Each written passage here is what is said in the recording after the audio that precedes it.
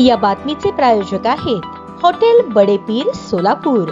Chicken biryani फक्त 60 रुपयात। सोलापूर लोकसभा मतदारसंघाच्या खासदार प्रणिती शिंदे यांनी आज रोजी उत्तर सोलापूर तालुक्यातील डोणगाव येथील रस्त्यावरील पुलाची पाहणी केली। पूर परिस्थितीमुळे या पुलावरून जाणारी वाहतूक ठप्प झाली आहे। पाहणी दरम्यान खासदार शिंदे यांनी सार्वजनिक बांधकाम विभागाचे कार्यकारी अभियंता ठाकरे यांना स्पष्ट सूचना दिल्या की पुलाच्या चुकीच्या बांधकामामुळे पाणी पुलाखालून न जाता शेतातून रस्त्यावरून जात आहे। त्यामुळे नवीन सीडी वर्क करून भरावा, रस्त्याच्या पुलाच्या लेव्हलने दुरुस्त करावा, जेणेकरून पुराचे पाणी रस्त्यावर येणार नाही। नागरिकांनीही ठेकेदाराने पुलाखालील पात्रात जुने मटेरियल ठेवले असल्याची तक्रार केली। त्यानुसार ते तातडीने काढून टाकावे व ओढा पात्राचे रुंदीकरण करावे अशा सूचना खासदारांनी दिल्या। तसेच डोणगाव स्मशानभूमीकडे जाणारा रस्ता बंद झाल्याने तातडीने नवा रस्ता उपलब्ध करून द्यावा अशी ही मागणी त्यांनी केली। यानंतर खासदार शिंदे यांनी सीना नदीवरील दक्षिण सोलापूरला जोडणारा तेलगाव पुलाबाबतही सार्वजनिक बांधकाम विभागाच्या अधिकाऱ्यांना सूचना देताना म्हणाल्या, पुलाची उंची कमी असल्यामुळे वारंवार पूर आल्यास दक्षिण सोलापूर तालुक्यातील अंत्रोळी, वडापूर, गुंजेगाव, अकोले आदी गावांचा संपर्क तुटतो। त्यामुळे या ठिकाणी नवा पूल प्रस्तावित करण्याची सूचना त्यांनी अधिकाऱ्यांना दिल्या। यावेळी उपस्थित नागरिकांनी संबंधित अधिकारी आणि ठेकेदार मुटकुळे यांच्या कामाबाबत तीव्र नाराजी व्यक्त केली।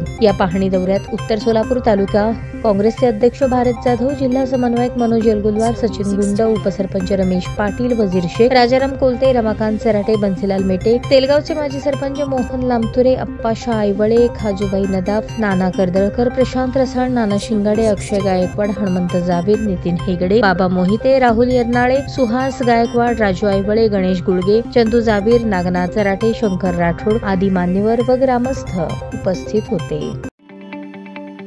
ताज्या बातम्या पाहण्यासाठी प्राईम महाराष्ट्र न्यूज चॅनलला सबस्क्राईब करा।